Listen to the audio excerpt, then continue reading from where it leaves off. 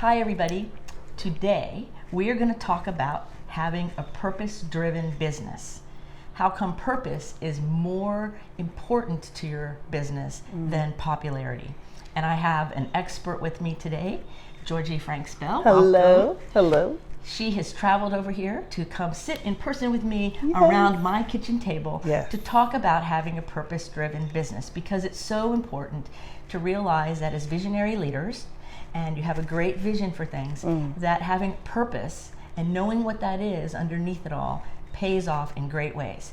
So welcome to the show, Georgie. Thank you. I'm very excited to be here with you and talk about purpose-driven business.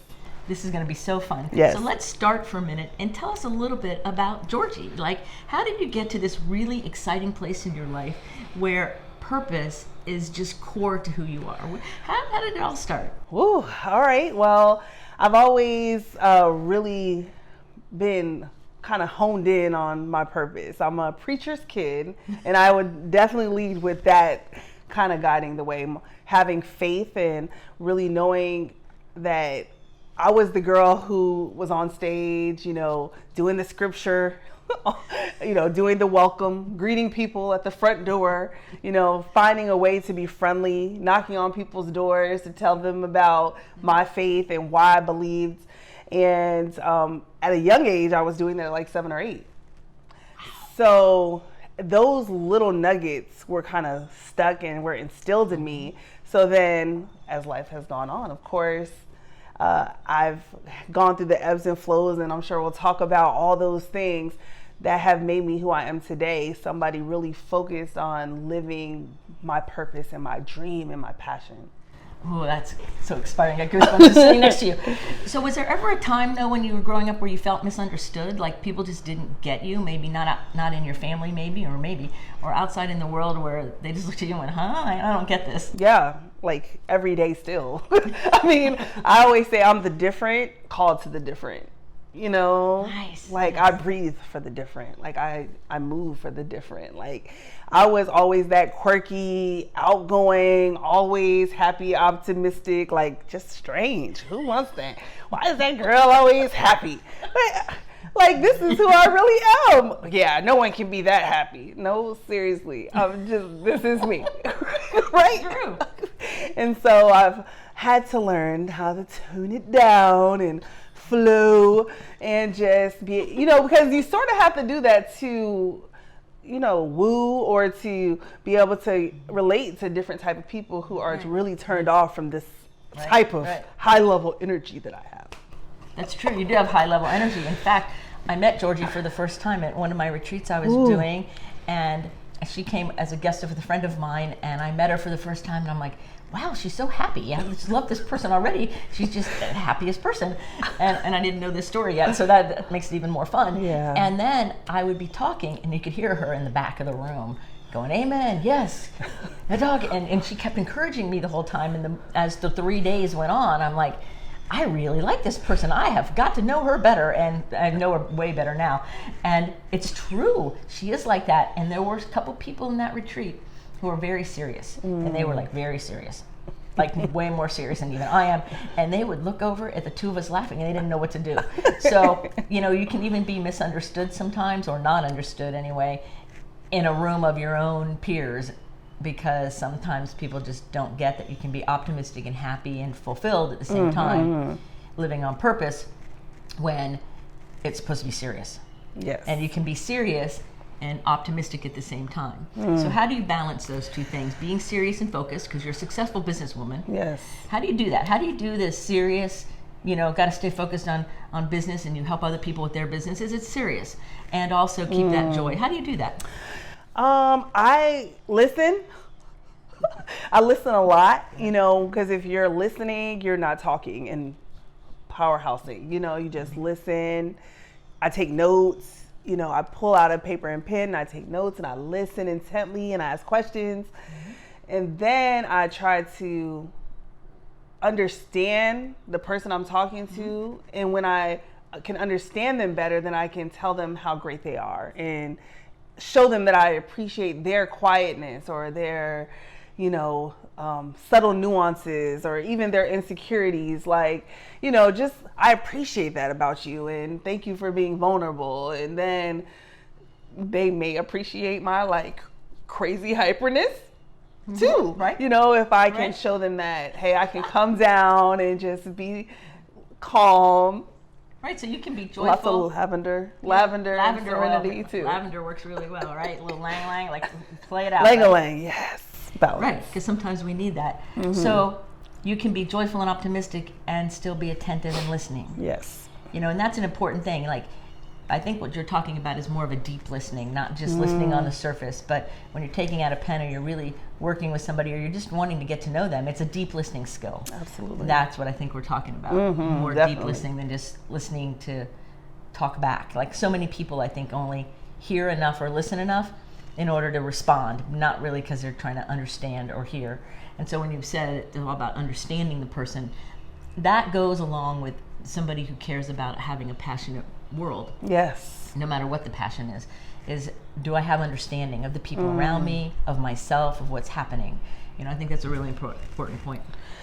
In being purpose-driven in business, it's like you have to have this core belief that you can change the culture and change the world, like one understanding, loving person at a time. Yes. And now I'm saying amen. It's crazy. It's crazy. Like, who can believe that they can change the world? I mean, by listening to that one person and letting them believe more in that they can make a difference, then they can. Yes. Then they can. They have permission. Yep. And so I want to give permission to all of the different people to change and impact the culture. Yep. So we're visionary leaders and we're also all gifted people, and so we're the different ones, right? And I always tell everybody I work with that if you're looking for who's going to change the world, it's us. Yes. Wow. And if you really want effective change in the world for the greater expansion, then look in the mirror and look around at the other people who are different or a little quirky or a little nerdy, or often other people just don't get us. And they're not trying not to get us. They just don't. And it's okay. They can be there. So by listening though, right? Yeah. And by being connected to them and giving other people that time of day, they can dig deep, whether they know they are or not, and bring out their authentic self, which is necessary for humanity to move forward, right? Yes. And you can't be popular and be different. It's you just can't. You have to be very clear on who you are, what your conscience is, your why. And one of the things that I do to try to be like more popular is I try to be a little stylish here and there. Like, it doesn't come naturally at all. And I have to, like hire professionals and follow many style blogs. But like, I have a lot of like costume jewelry and I try to, be like more stylish. So, the more popular main areas, they can be like, oh, I can relate to her. Look how cute and stylish she is. But really, I'm just not. I'm just not. It's not natural. But if people are looking for the trend, what's in the style, some things that I can do sometimes to relate better with people. I can maybe have a cool accessory or some nice makeup or something that makes them say, okay, maybe she's normal. Yeah. Is that fooling them? And that's how you sneak in the back door, right? Pull them a little bit. Right. Well, that's what I do. I sneak in the back door. Yeah. I have my blonde hair and my blue eyes, and I look all just like gentle and quiet and sweet and innocent, but I really carry a velvet sledgehammer. Oh. And so powerhouse. Right? And so it's just kind of funny. So sometimes that's the way that you make the situation safe enough so that everybody can come on an even playing field so that the real authentic interaction can happen. Yes. And so I see that as a really powerful gift, right? Because usually the people we're running into want to have more of what we have, but they may not even know the question, or they may not even know their why. Yeah. So you mentioned that we need to know our why. So pretend like somebody, talking to you and you're meeting them for the first time, and you're trying to talk to them about what their why is to understand them, and they haven't really hammered it down yet. They're really confused about how to get to their why. Do you have any ideas or suggestions you might want to tell kind of the beginner who's just thinking about how to wrap their mind around that? How do you get to what your why is? when I'm trying to really dig into what somebody's purpose and why in life and why they're here and why they exist, I like to go back to the beginning. I have an 11-year-old, and ever since she was 4, she wanted to be a teacher. And it's just like her passion. And I'm like, well, do you have any other side hobbies that you enjoy? Because teachers don't make money, and then I'm like, oh, there I go, giving my beliefs to her. And, through the years, she's kind of stuck with being a teacher. But then also she likes photography, and she has explored other gifts. And looking at her is kind of how I like to look at an adult. What were those things when you were young that you loved, and why? What did you love working with children? Is that why you wanted to be a teacher at that time? Or, why did you like photography? Oh, you like nature. You liked getting, in those kind of introspection type places where you can look within, and pictures allow you to do, you really just start nailing down that passion from youth. And then I like scaling up to now. Let's see, is anything related, or are you completely on the other side? Kind of like that Venn diagram where we can look at what's different, what's the same, and then just challenge people to answer some more deeper questions about, are they happy, in what they're doing? You work for that corporation, or you have your own business. Why did you do that? And are you happy? Like, do you sleep well at night? It's popular to make money and do it big and conquer the world. And the mainstream says money does that, but the truth is purpose does that. And when you're happy and you love your life and what you do, and you're making an impact on others, like, there is nothing more satisfying to me than living that purpose. And you might want to replay what she just said, right? Popularity isn't what brings the joy and the happiness. It's living our purpose is what brings our full abundance and success and happiness. And I think we live in a culture that has that backwards. And I hear it all the time where people say, oh, you can make a lot of money. Oh, and help people. Yes. And that's backwards. And that doesn't sustain for very long. And it won't bring a whole lot of happiness or joy. So you said that in exactly the way I believe too. It's like, it's the purpose that matters over the popularity all over the place. And we're so unique, we're so unique. And I go out there and I meet a lot of people. Like, I'm an extrovert. I love going out, meeting people. They give me energy. And there's some environments where I like some of the people, and then some of the people it's harder for me to connect with.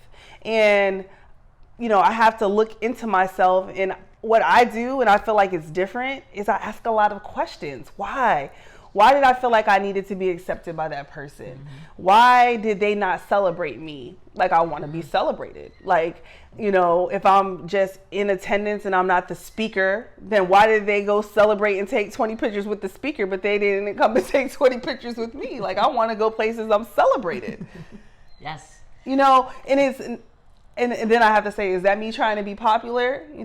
The hard question. Well, like, go where you're celebrated, not where you're tolerated. And where we're being celebrated is usually a reflection of our purpose. And so then we need to see, is our ego getting in the way and confusing living in our purpose and being celebrated with being popular? Right. And where do they intersect, or do they, in any situation? And that takes looking deep within. Absolutely. Those are the tough questions. Yes, they're the tough ones. Is it ego or is it popularity? Like, what is it that I'm really desiring? And, I say, like, if I go to that event and I'm able to connect with the people who God called me to, it can't be about the people who didn't celebrate me. It has to be about them. And that's hard. I want to be celebrated by everybody, but sometimes that's not why you walked in the room. And purpose keeps you connected and humble, so that you don't have the ego beating you up. But, you do have to ask hard questions to make sure your ego doesn't win. Yes, and it's those hard, deeper questions that help us grow to the next level in bringing our purpose into reality, bringing that vision out into reality, and not having it just kind of swimming around in there somewhere, right? So I always say our ego's not our amigo. We use it for certain linear. I gotta write that down. Our ego is not our amigo. Because we can use it really greatly for certain linear projects and things it needs to happen, like getting us driving and doing things like that. It's great. We don't want to eliminate our ego like a lot of people say, oh, get rid of your ego. And I don't agree with that. I say keep your ego, but have it in its own particular place. So I imagine if I'm driving one of those minivans with those little flip down video players, that, you know, my spiritual world, my purpose and vision and mission and why are driving the bus. And the navigator of the bus is my higher calling. Everybody else gets to be passengers. Where we live in a culture where the ego is driving the bus and fear is the navigator, so it's all going wacko. And then all the other things are in the back seat. And so I think it's a promotion, and put the ego in the back seat watching, you know, videos. And when we need the ego for something important, because it is important, we can, you know, turn off the VCR from up front or the video from up front and call it out and say, okay, help us out here. But really, it's about our purpose and vision driving and allowing that inner calling to really get us on the right road, right? Wow. You know what scripture came to my mind was your gift makes room for you. Yes. You know, and Yes. you're the seminary spiritualist, and I just would love to hear you elaborate on that.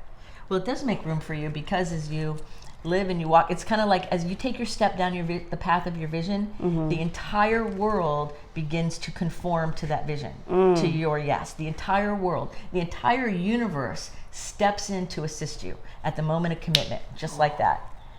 And I'm getting goosebumps saying it. I'm just visualizing at the moment it. of commitment. So like when I say yes to the universe on whatever it is, on this podcast that you're watching, on everything in my life, I go, okay, well, is it what I'm, first of all, is it what I'm called to do, not what can I do? Because I have a lot of talents and gifts, as do all of you. Yes. As does Georgie, as does everybody. We have a lot going on. But that's not really the higher question. The deeper, better question is it what I'm called to do? And that's the question. Not what can I do, but what am I called to do? And then I take the next step and I allow the universe to come in and support it. And here's another little trick. My ego thinks it knows what it's going to look like, and it's wrong. Always. It's always wrong. It's always wrong. So when people come to me and I'm working with them, you know, about their businesses and stuff, and you probably see this too, because you work with people in their business, they have it all mapped out. And I look at it and go, well, we know that's not it. Oh.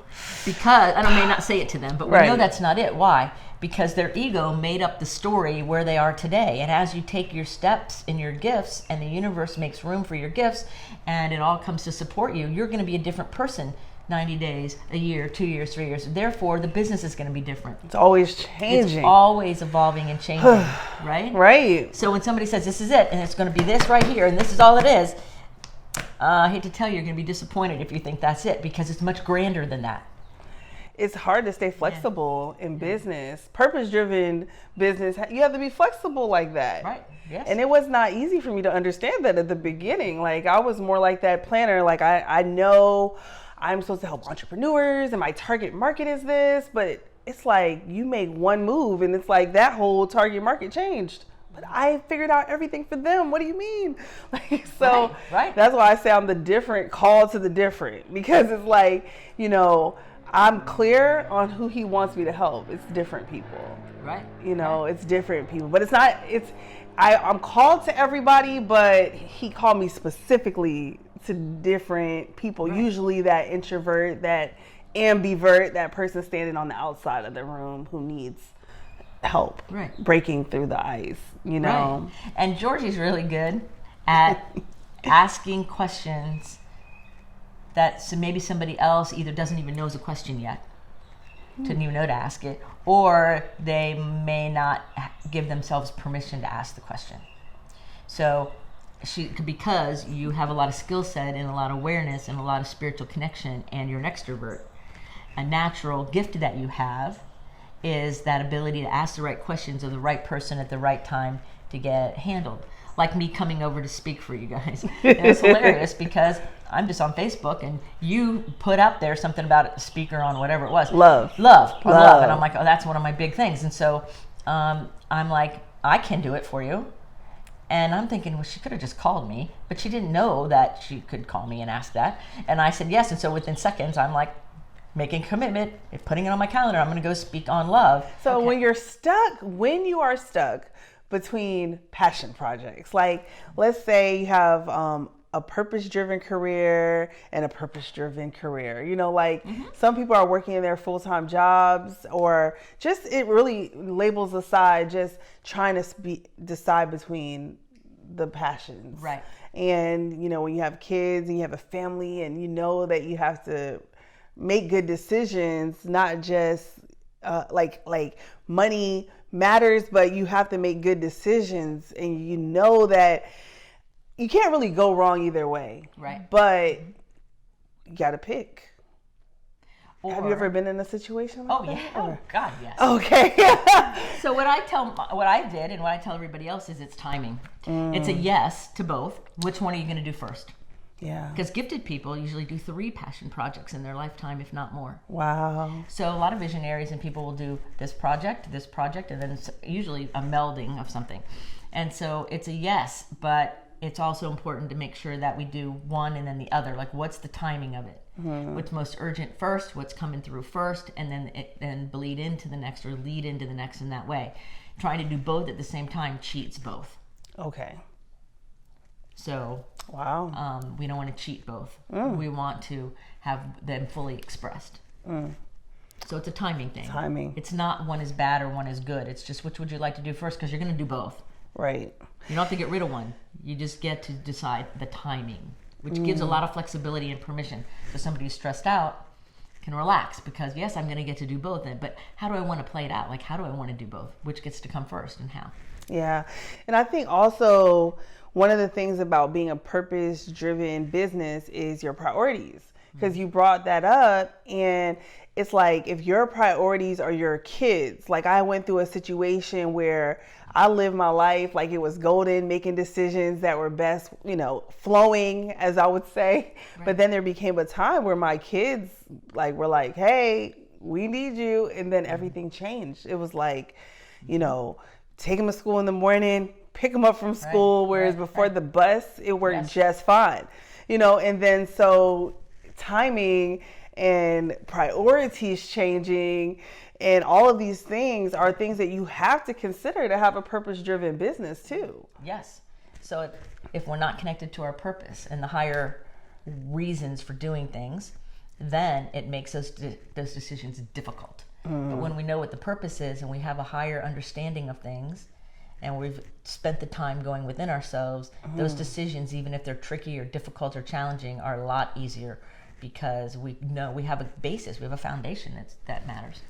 So then also, if your family has needs and feelings, because these are the things that I feel like every business owner has to deal with. It's like my purpose over family. No, it's yes and. It's yes and.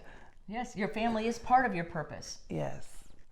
And, when you're trying to be popular with your husband or your wife, and then you still have a purpose to live. Right. Or you're trying to be popular with something that maybe doesn't completely align with you because it's comfortable and familiar. And it's time to get a little bit more honest about where you're really headed. Yeah. And be willing to let go of the old to embrace the new, maybe. That's a good point.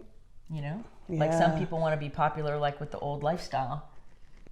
I have some clients I worked with a while ago where they got married and they were really, really happy. And then about 2 months later, they were both calling me, didn't know the other one was calling me, because he wanted to still hang out with all his buddies and wanted to live like the single professional entrepreneur instead of considering his family. Right. He didn't even think it was a thing to consider because he was already doing that work before. So he thought they would just be added in without any adjustments. And she was like, but he's not adjusting. And so we had these big conversations about, it's a yes and, it's not all or none at all. Right. But it's understanding that as we grow and change and evolve, the universe is always expanding in unity, diversity, and complexity. So things are always moving. So it's never the same ever. And we're never the same from day to day. So it always takes that clarity and that ability to pivot and move as ever we need to. Adjusting and flowing and just being able to really look at every change and then adjust to that change, whether it's family, a problem, an issue, your past coming back, Right. Yeah. whatever it is, you know, to be a purpose-driven business, you have to be flexible. Yes. So we're going to start to wind down because Okay. I could talk to you for days on end. And we'll probably do a part 2 of this Yes. interview and some other cool location. Yes. It's fun to talk in my kitchen and hang out around I the love table it. I love it. and hang out here and have you in my home. So if somebody was listening to you right now and they were thinking, man, I just really can understand what they're saying and I secretly want to start really living my purpose. What are the first 2 steps you would tell that person to do if they were like wanting to but kind of afraid and weren't really sure where to start? What would you tell them? Well, I would tell them to have clarity. Okay, work on clarity. So clarity is important because you're gonna need to know your priorities. You're gonna need to know, you know, your conscious. You're gonna need to know what is ethical for me. What are my values? And so that you can make strong decisions that are grounded. You know, because your clarity is the foundation to your purpose. And if you aren't clear, I've experienced it. This has been a journey in business. I've gone back to the corporate world twice during this time frame of trying to be an entrepreneur. And I've seen the money get low and say, oh no, I do not have the faith level for this type of living. And then I've been in the corporation where said, hey, if my bank account is going to be unstable, I might as well have my own business.